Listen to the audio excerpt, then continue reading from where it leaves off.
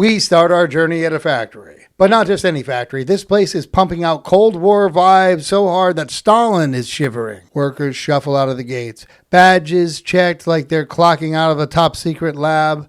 One of those workers is our hero, Will Sturka, a stressed out scientist. He ends up puffing on a cigarette because it's the Twilight Zone. And if you're not chain smoking, are you even alive? I mean, seriously, it's the zone, people. He's joined by Carling, his coworker and resident douchebag. You know the type. The guy on YouTube that screams, "Smash the like button!" right before ruining your day with his frivolous nonsense. Speaking of, if you wouldn't mind, please hit that like and subscribe button if you don't mind. Back to our show. Carling starts grilling Will about something big coming, casually, mentioning that they may strike. This means the enemy may strike in 48 hours. Maybe he's fishing for intel, stirring the pot, or just being a passive-aggressive douchebag. Yes, it's all of the above. Will brushes him off and heads home, looking like a man who is very worried. Will walks through his artsy living room. We're talking weird sculptures and a Salvador Dali edition of a telephone. His daughter Jody pops in for a chat. She wants to talk about life, the universe, and bombs. I love classic dad-daughter bonding. So great to me. Then Will's wife joins the conversation. Everyone seems nervous. Even the teenage daughter, she knows something is up. Will goes upstairs, and his wife, they have a real heart-to-heart. He tells her the big news. Everything's going to be wiped out in 48 hours. But don't worry, because he's got a plan, an escape plan to space. Enter Jerry Ryden, Will's best friend, I guess, co-conspirator, but who is not your best friend if he isn't your co-conspirator, and the only guy who knows about the spaceship. They talk secretly in the other room, but Jerry's very hesitant. And then, bam! We see Carlin peeking in the window like a full-on peeping Tom and Tom. Just standing there. Full-blown creeper. Next, we cut to both families casually sitting around a card table playing some kind of post-apocalyptic Go Fish. The women head to the kitchen because, well, hey, it's 1959. Don't look at me. You know, I didn't write it, okay? So settle down. Settle down, everybody. Will and Jerry whisper the real plan to each other. They're leaving tonight in a spaceship headed for a distant planet. Then, right on cue, Carling knocks at the door. He's got that same vibe again of someone who knows what's going on, but is holding his cards tight to the chest. He drops not so subtle hints about ships that leave the atmosphere that they know they have. He doesn't say, "I know what you're doing." Oh, but boy, does he say it. He finally leaves, but the jig is up, clearly. Time to go. Will starts packing like a man who's got a deadline to get his family out of this situation and off this planet. But then Will gets a phone call. On his Spencer's Gifts phone, work wants him to come in. But nope, time is up. He's got to get out of there. The families pile into a suspiciously sweet ride, I have to admit. It's got spaceship rims, but it does drive like maybe a Buick. I don't know. Seems comfortable. It's rocking like that way all the time. They go to the plant. Flashlight signal ready. They give it to him, but the guy holding the light is Carlin.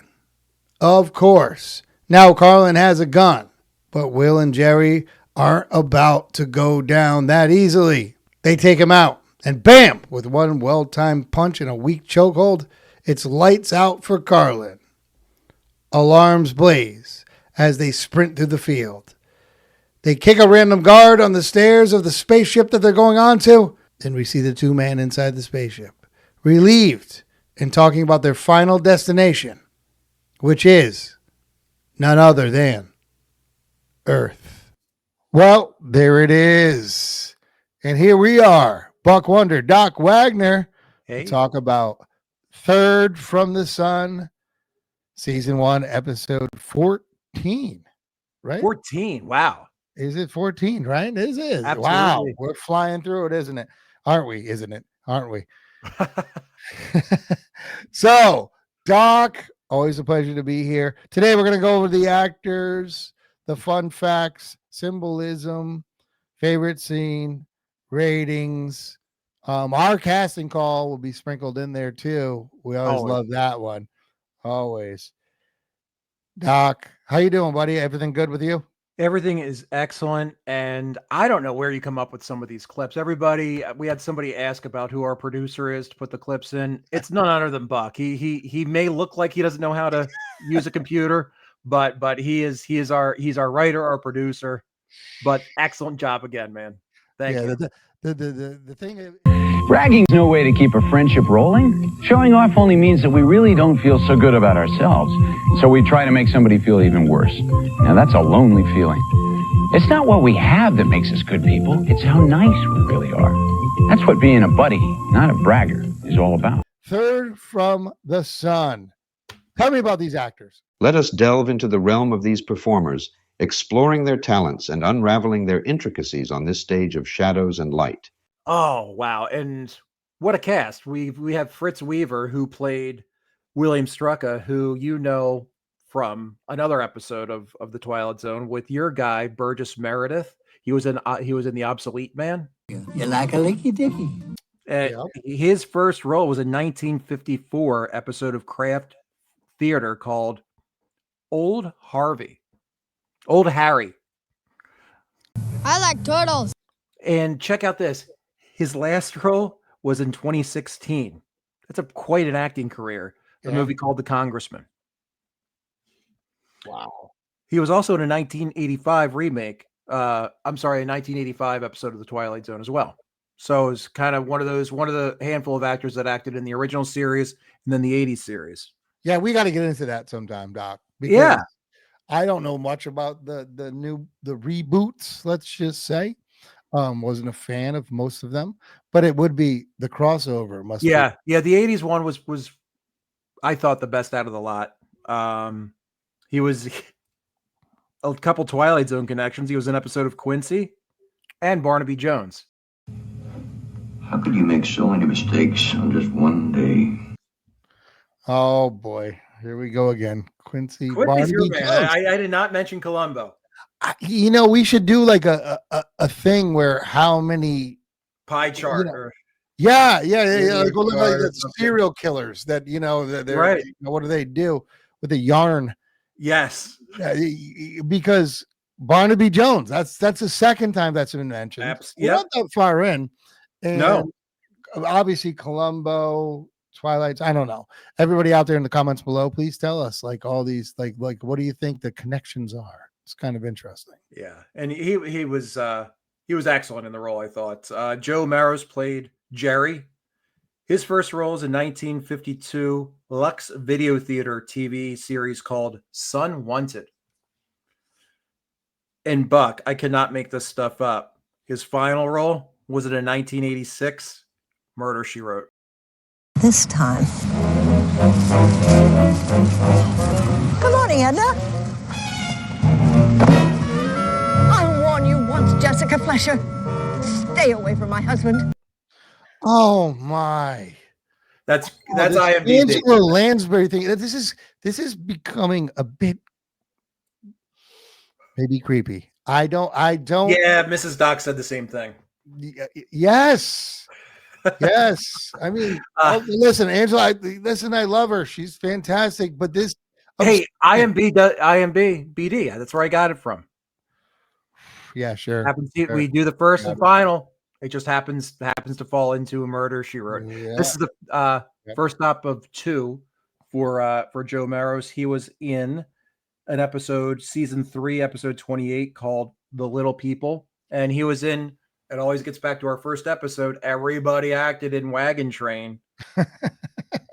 I know. Once again, there's another one. And here's one for you. We may not have seen before. He was in an episode of Charlie's Angels. Yeah, we just saw that one. Oh, trust me. I just edited the Charlie's Angels from the last one. Yes, Charlie's Angels is one of those too. How about Crazy Like a Fox? I don't know if we've seen that one yet. No, All right. that one. Okay. All right. So there we go. And finally, Edward Andrews played the creepy Caroline.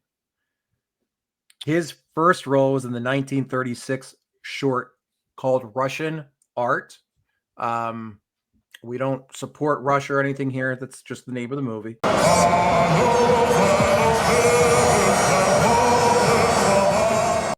Final role was in Gremlins in 1984.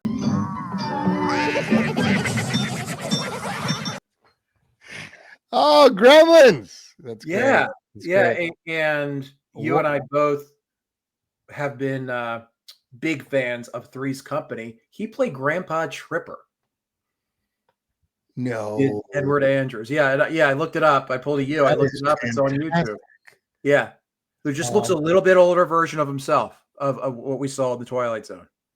Wow. Big fans of Three's Company. We are. Yes. And yeah, that's great. That is great. Oh, now here you always pull them from outside, mostly New England, but I always like your actors, Bob. Oh, we're going into the casting call then. Yeah, let's go into it. Let's get into it. Ready with the shot, Mr. DeMille. All right. You're gonna have to give me the name of the characters because I didn't write them down for some reason. Of course, the lead, William. Yes. Okay, so I have none other than Benedict Cumberbatch for him. I mean, Doctor Strange, right? Is that what he does in Marvel? I don't know Marvel stuff very much. But he's got, he's got that tall, lanky look, just that somber thing. I think he's got that going on. Very much so. His friend there, what was his friend's name? Yes. I'm going to go with somebody that I feel like Doc would use at some point, but I'm using him now. Josh Charles. Oh, wow. Dead Poet Society fame right there. You see, I went New England a little bit there because I believe that was a New England school. But no, he's always shows up in things. He's got that demeanor. I think he's good. I think good age for it and everything like that. He's one of those guys. Now, the bad guy there. Caroline. Yes, Caroline. I went with, and this might not be appropriate, but who else better to do this role than no other than Mr. Me Too, Kevin Spacey.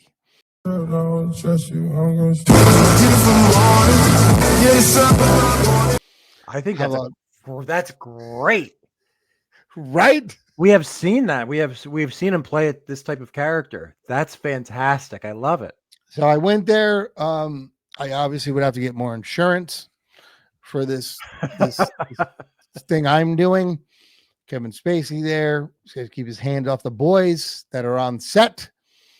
But Kevin Spacey, couldn't you see him playing that part to perfection? So that's where I'm going with my actors. I only did 3. I don't know how many you did. No, I just did the main 3 as well, and I actually pulled one out of your book for the lead. William, thought we needed an actor that could be likable and at the same time very much hey, he's the guy in charge. Matt Damon. I think you could show me some appreciation. A little appreciation? Do you know how easy this is for me? Do you have any fucking idea how easy this is? This is a fucking joke. Oh, here you go. Oh, how you like them apples, Doc? You're really going there. You're going. I went there. Yes. It would be good. For those that got that everyman thing going on now. Yeah. Likable. Yeah. He is. Well, as was Fritz Weaver in the original role. Oh yeah, he was great in it. He's great. And for Jerry, I had someone who popular child actor has been in a very good handful of roles. Daniel Radcliffe. Thank you very much. I think he could play that lieutenant, so to speak, that kind of best friend. All right, hey, whatever you say, boss, kind of thing. That's funny because I thought of him for another episode before Daniel Radcliffe. But don't you think that age discrepancy is a little weird, Doc? It is, but I'm reimagining it a little bit differently. Okay, all right. You're aging. I think I think you put Queen Latifah into a role that was played by Burgess Meredith. So don't go there. Sup? Just hovering. You know what? Hey. And for Mike Caroline, I don't think it's going to be your Kevin Spacey, but how about Jeff Goldblum? Oh, you interest me strangely. You've tapped into some kind of secret vein. Wow, good one. He's got that creepy, just kind of very just there and lurking, as we saw with Caroline, and can say a lot without saying anything. That's funny. I actually have a story of Jeff Goldblum from somebody I worked with. One day I will reveal that story, maybe, possibly. Ooh. But it does kind of go into that. Not that he's creepy at all, sort of, but not really. But that's good. Okay, all right. I'm going with you there. Nice. Yeah, and the bad guys are always fun to cast, I think, and yeah, definitely Caroline was. Yeah, that's a good one. Absolutely. All right, so those are your actors, our casting call. So now let's go to my favorite part once again, because Doc does all the work here. Fun facts. Fun fact, I was rejected from Scientology, so. Fun facts. And here we are again, 3 days of filming, Buck.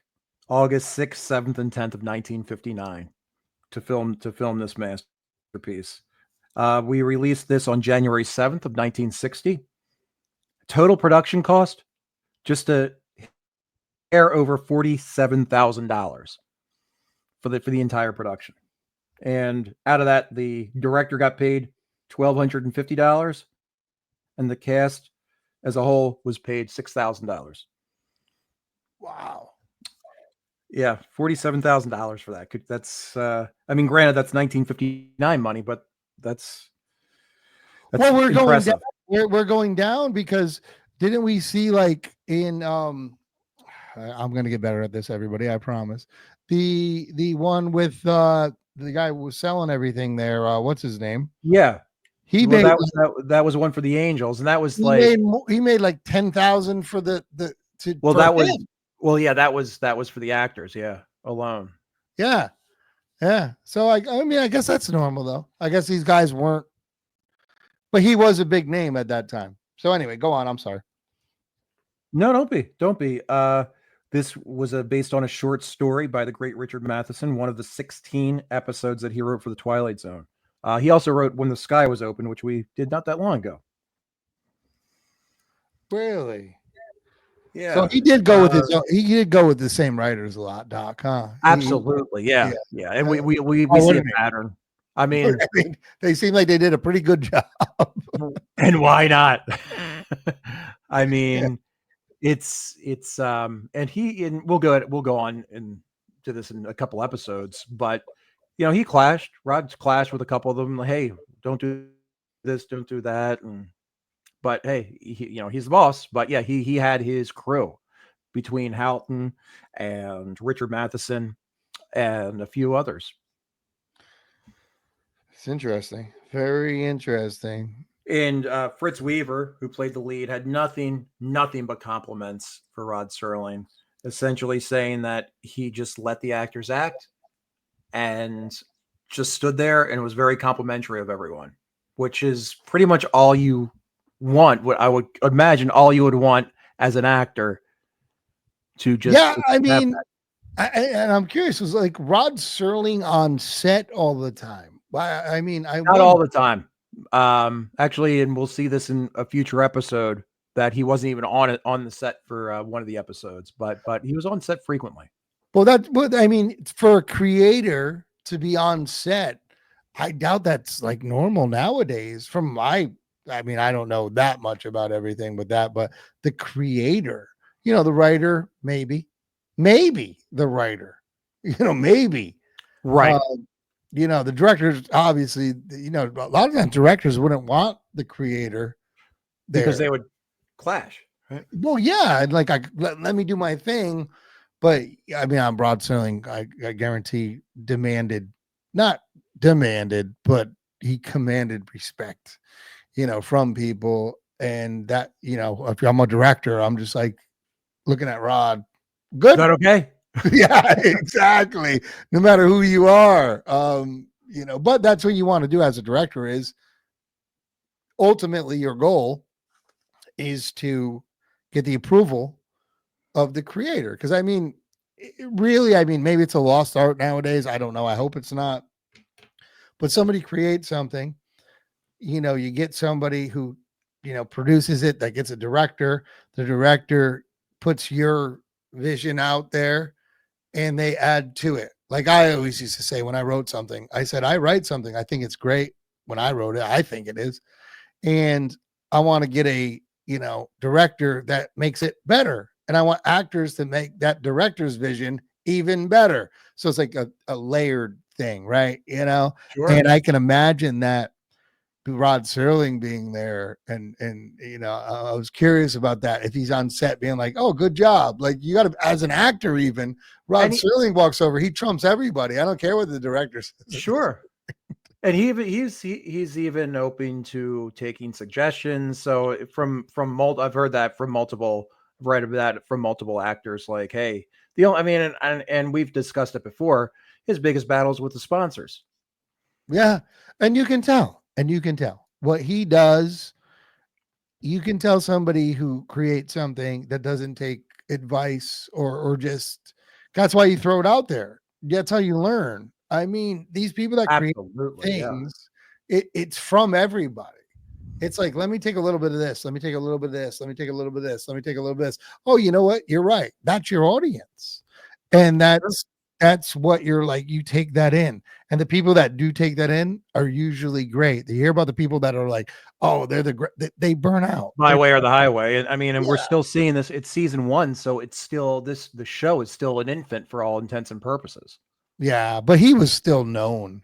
Rod, yes, of right? course. I mean, yeah. Requiem, he was still the Pattern. man. Yeah, absolutely. Yeah. Interesting. Yeah, I've got a couple quick little fun facts. Stephen King said that the writer Stephen King, not the former congressman, said that it marks the point at which many occasional tuners in became addicts. That's in reference to this actual episode. Who taught you how to do this stuff?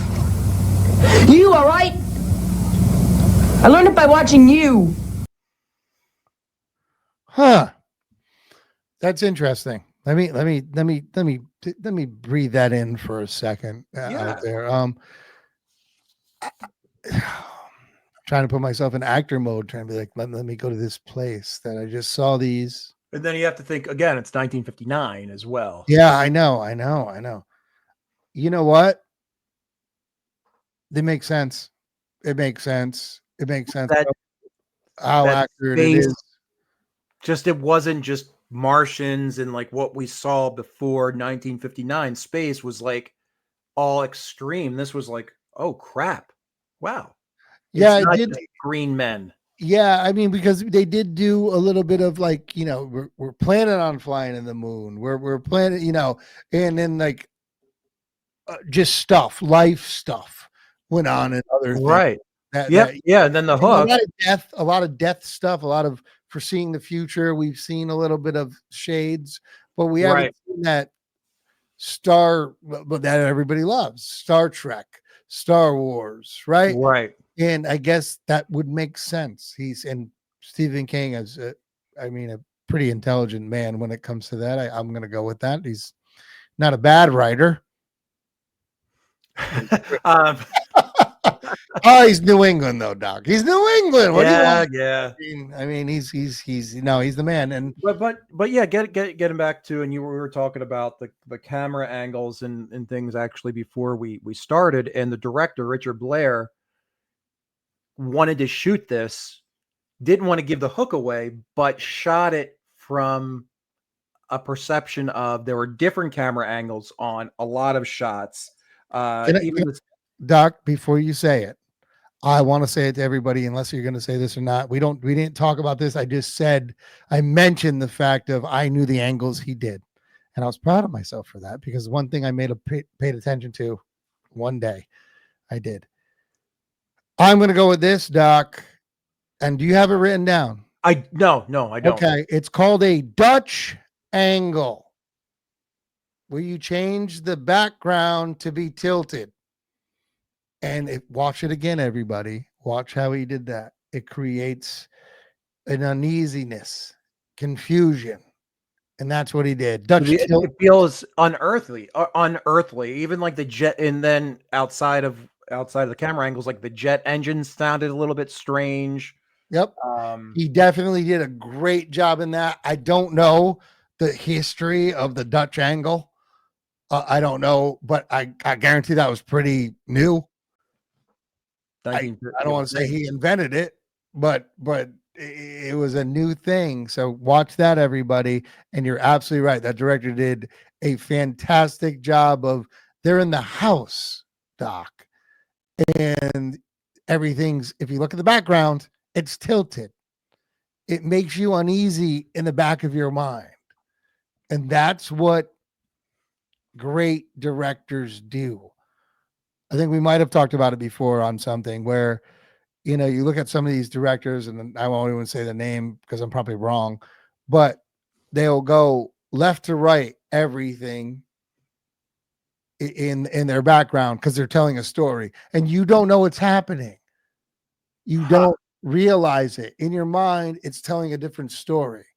That's the genius of a director that does that. Watch it again, and you're almost directing two different things. You're directing the actors and the scenery, but it's a whole other. You're telling a story visually, yes, and yes. So the audience is watching it, and they don't even realize that they're uncomfortable. No one's watching it besides my stupid ass that's watching it, like being like trying to look at things, knowing that it's actually a little off. But your brain knows it.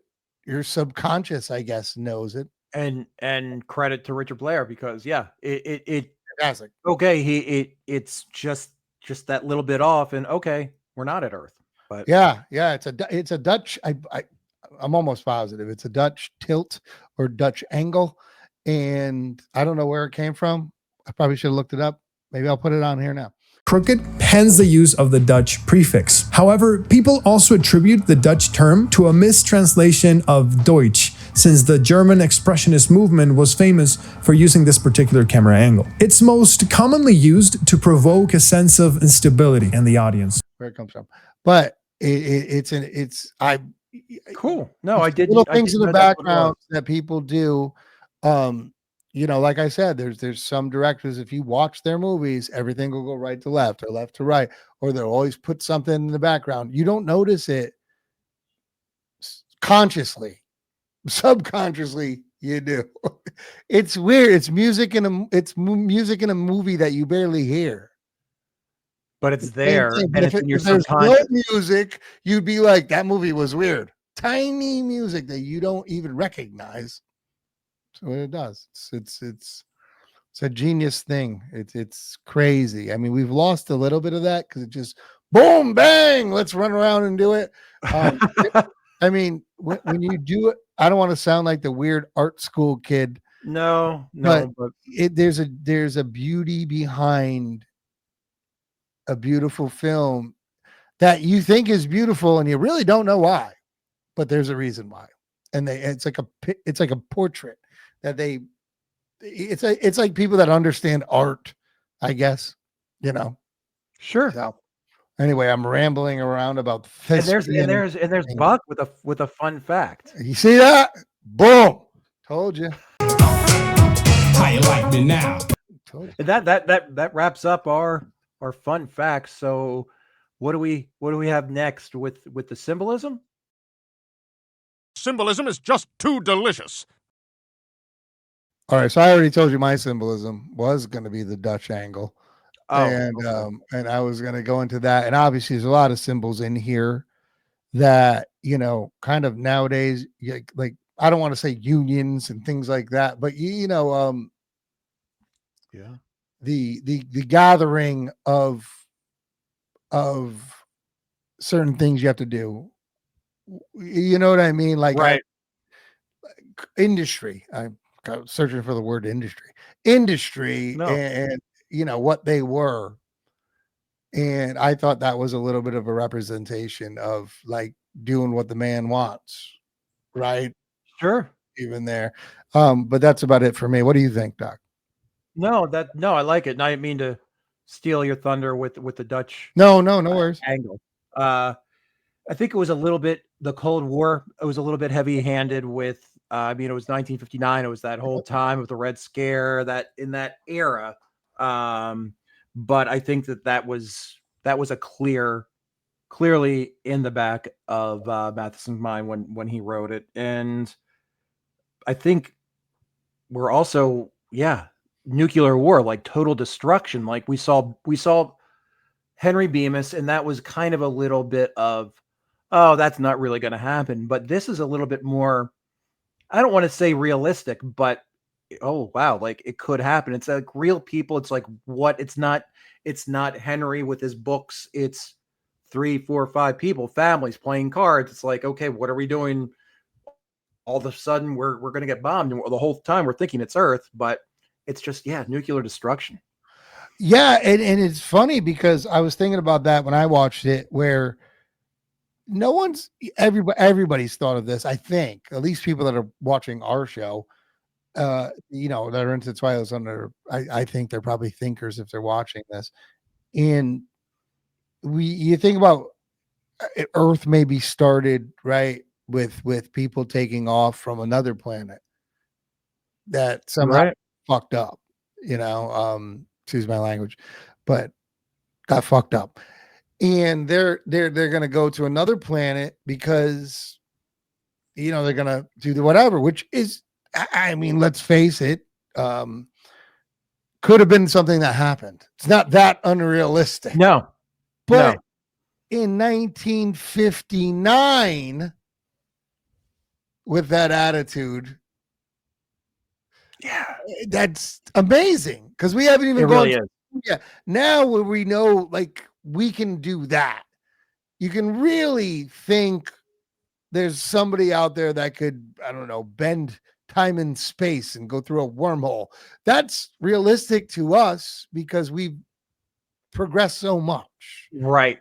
So in 1,000 years, if you told those guys we had cell phones and we're doing what we're doing now, if you ever think about that, that's amazing.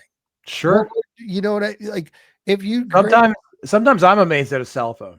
Yeah. I mean, they say the first iPhone had more, it was better than the computer that went up to the moon.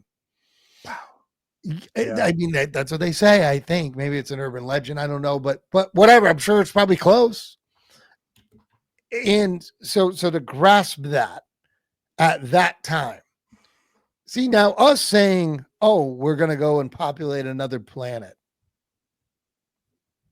it sounds pretty realistic. I mean, not like it's going to happen tomorrow or whatever, but you're like, okay, I could see that. I can't imagine in 1959, they're like, hey, we can't even get to the moon. We're going to go to another planet. How far ahead of their time are they? Wow. Yeah. So I digress on that, but figured I had to say it. I love it. Okay. So I guess we're going to go now, Doc, to our favorite scene. He compiled all the best boner scenes, I guess. Sure, yeah. I'll lead off, and it gets back to the camera angles.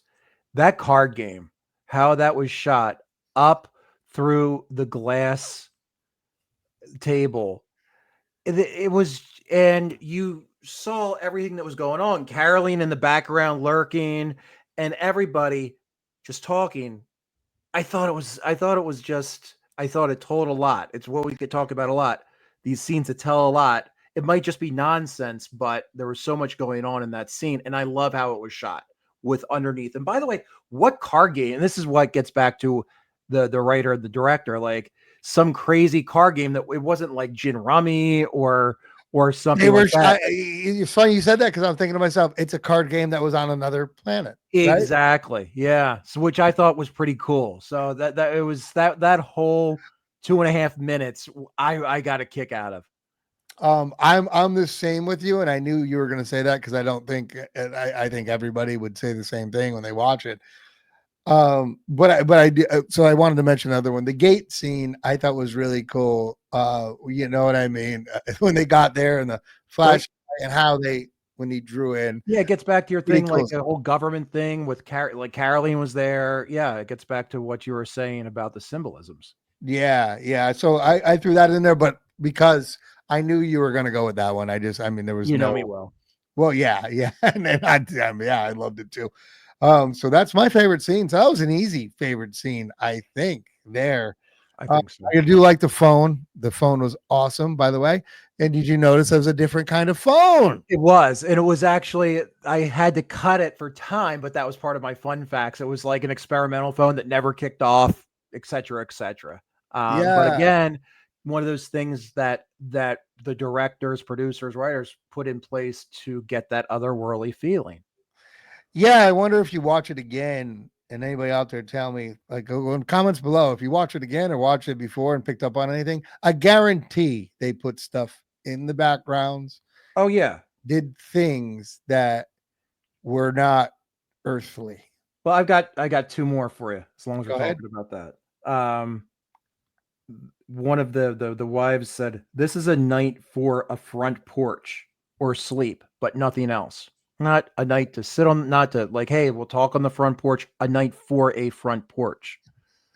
And they told to Caroline, "We're just about to cut into a cake." Just strange. And here's one more. "We'll have some cards or something." Just like off a little bit. Just off a little bit. Like almost like, yeah. Nice pickup. That yeah, exactly. That's what I mean. Like, it's probably so many little things that, oh God, no one would do. I probably wouldn't either nowadays. I'd be like, I just go on. Come on, they'll get the point. Oh, the neon hubcaps. How cool is that? That car and everything, it looked like it was almost flying. It was weird. Yeah. Yeah. And the way they listen, and I'm going to say this before we get into our ratings, the way they just kicked ass, by the way, like ninjas, those guys. There was like a headbutt to the car door that got Carolyn. Yeah. It was pretty. And yeah. And I think Jerry was kind of a smaller dude. Caroline looks like a big dude. Yeah. I mean, he like ninja kicked him. Yeah. And also, like, when they went and saw the spacecraft they were going in, you notice they weren't like, wow, what is that? They were just like, that's like a ride. Yep. It's good. I remember thinking like, wow, wouldn't they be like, okay, no, okay, now I get it. That's like a ride home. But yeah, fantastic. All right, let's get to the ratings then. Well, who are you to judge me? Doc? Yeah, I'll lead this one off. We spoke about this so much, and I haven't had a bad word to say about it, and I still won't. I won't give ad nauseum of my reasons because I sprinkle them throughout between the clues to leading us up to where we were, the acting, and even the neon hubcaps, everything. I'm giving this a 9. Wow. And this is solid. Yeah, it is. It's one of the. It's up there. And you're not always going to have that shock value, of course. But there was so much work that got put into this one. And that first time watching, it's like, oh my God, wow. And yeah, I think it was done fantastically. That's a high score. 9, which I'm an easier grade than you. No, I actually am going pretty high too. And as I do a lot of times, and I don't know if people hate it about me, but as we talk about them and then I learn more of the fun facts, it starts It starts going up, right? Yeah, it does. It does. And I feel like, I don't know, I appreciate it more, and hopefully everybody out there does as well. I was going to start at a 7, but I'm putting it as an 8 now. Because when you broke down the fact of that this could be one of the ones that really changed, and it really did, I really thought about that dynamic of the crest of Twilight Zones. And you know what? This one was pretty good.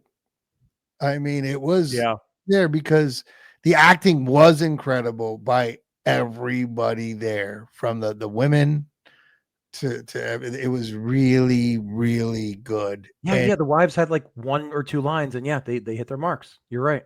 And just the way they did little things, when I think about it, like when they were cutting the cake, you remember when the guy walks in and he's talking to him, they were still.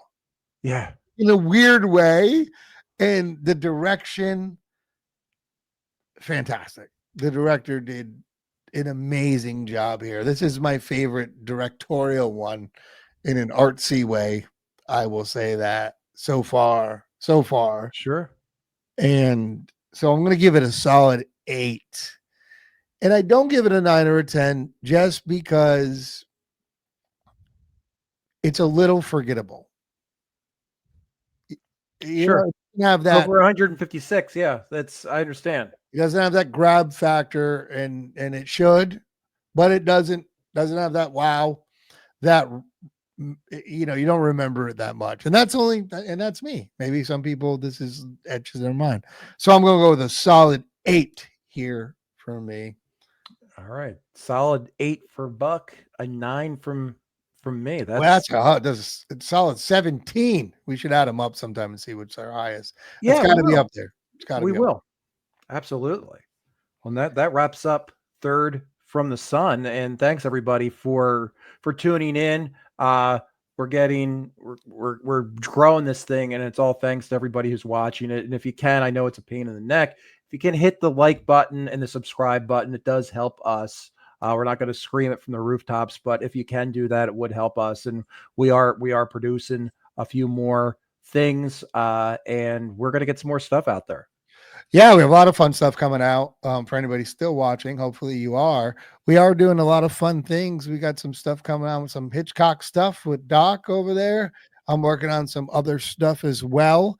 And maybe we're always willing to take some ideas, because we're always looking at things that you guys want to see. And maybe we can do that stuff. Yeah. So that's it. Yeah. So for Third from the Sun, episode 14, Doc, flying by, isn't it? Flying by. We're a lot to go though. We're just babies right now. Love it. All right. Well, all right. So from us at the Triple Clowns, we'll see you later, everybody. Thanks, everybody. Give me the ball, Augie. Give me the ball. Bad dog.